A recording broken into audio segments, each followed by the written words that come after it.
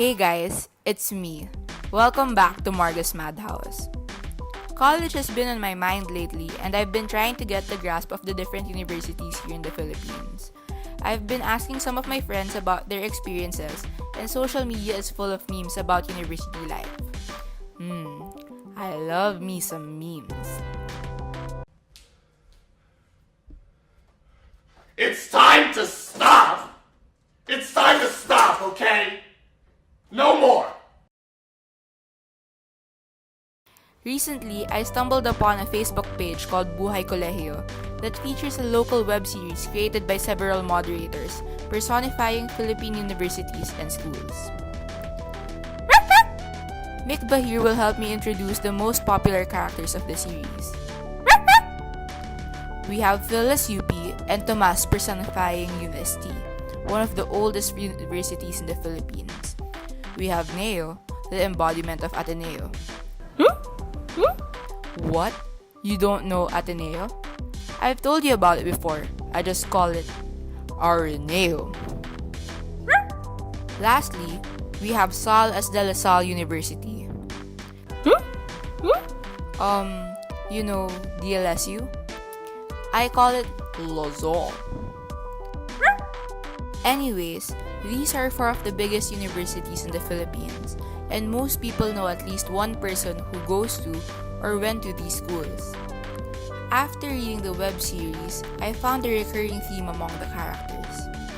Phil is smart and simple, while Tomas is the oldest and gets along with practically everyone. Neo is rich and often embodies the qualities of a playboy, and Sal has a habit of picking fights with him.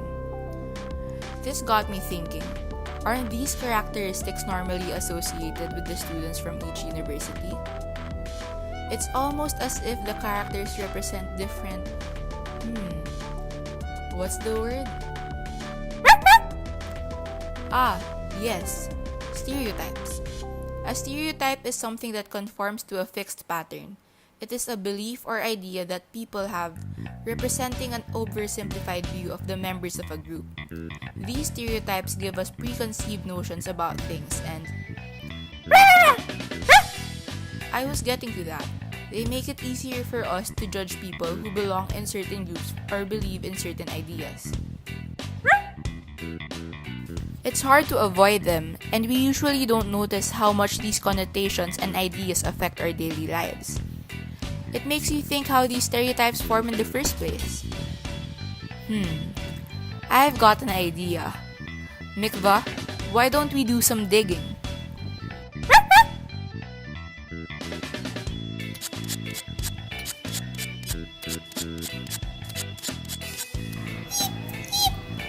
Oh, Didith, did you know that the term stereotype came from the Greek word stereos and typos? Stereos means haha, very funny. Stereo, like the sound system. Yeah, okay. Mikva, stop interrupting. Stereos means solid or firm, while typos means impression.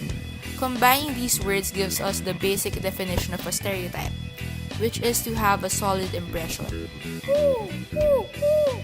These stereotypes allow us to respond to situations immediately because they make us simplify the world around us and reduce the time that we take to process things. It's like we connect information in a snap. Oh no. Snap? Thanos? You should have gone for the head. I don't feel so good. I don't want to go, sir. Please. Please, I don't want to go. I don't want to go.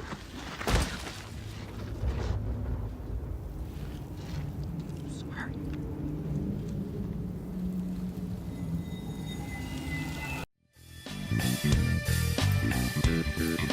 Psychology will tell us that our brains are wired to form these stereotypes, and our interactions with people are influenced by how we perceive them.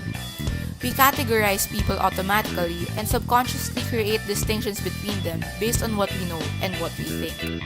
It's similar to word association. The disadvantage of stereotypes is that it leads to an overgeneralization toward the group and disregards individuals that may not have the same characteristics as the majority.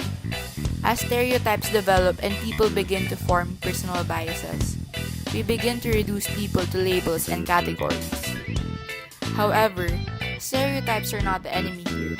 In fact, stereotypes are usually found to be true. Yeah, there's a reason that people reach the same conclusion about things. That's why astrology is a big part of pop culture these days. We have Aries, Taurus, Gemini, Cancer, Leo, Virgo, Libra, Scorpio, Sagittarius, Capricorn, Aquarius, Pisces. Each having their own set of stereotypes that people use to determine things like luck and compatibility. Even though there are a lot of skeptics when it comes to horoscopes, one can't deny that there are certain elements that will resound with them, no matter how deep or superficial the connection. I myself have regularly checked the advice for my star sign just for some motivation. That's also why we have personality tests like the MBTI that categorizes us according to 4 pairs of characteristics. People are either extroverted or introverted, sensing or intuitive, thinking or feeling, and judging or perceptive. This set of characteristics, according to the Myers-Briggs Type Indicator, results in 16 different basic personality types. There's also the Enneagram, which assumes that there are 9 general types of people, and Harry Potter's sorting quiz, which sorts people in 4 different houses that represent one's moral principles and values: Gryffindor, Hufflepuff, Slytherin, or Ravenclaw. 10 points to Ravenclaw! Hoo-ha! House pride! Assuming that my calculations are correct, I believe that a change of decoration is in order.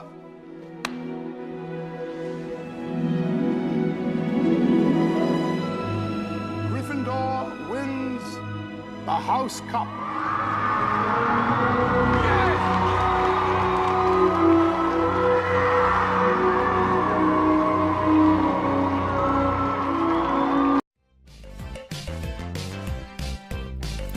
Yeah, we get it.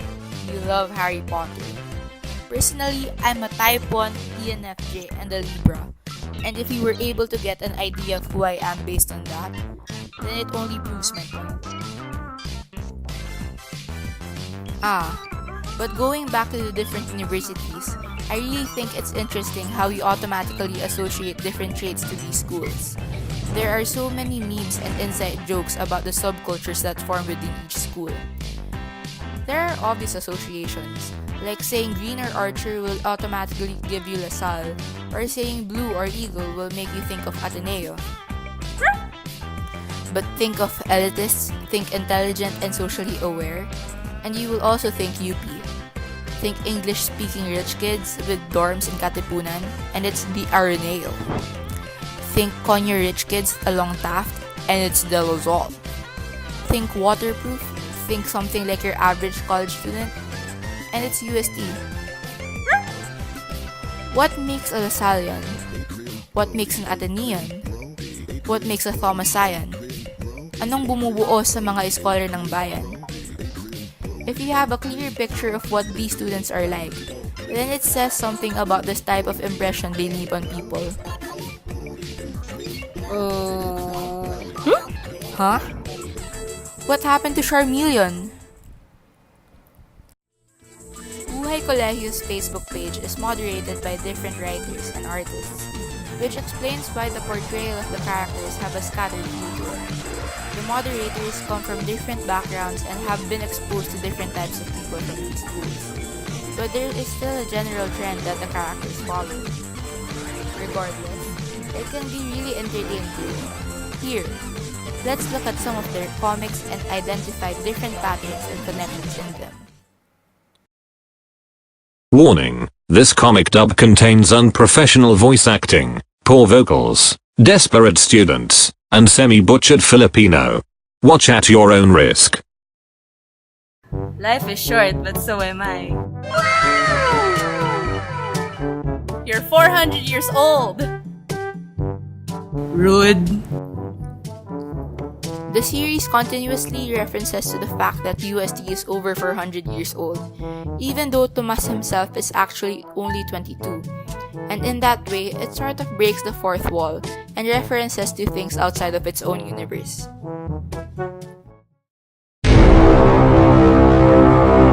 So what kind of drinks did you guys get? Gulaman, 10 piso lang. I got myself a venti non-fat mocha frappuccino with 2 pumps of hazelnut syrup. In this example, we can see two things.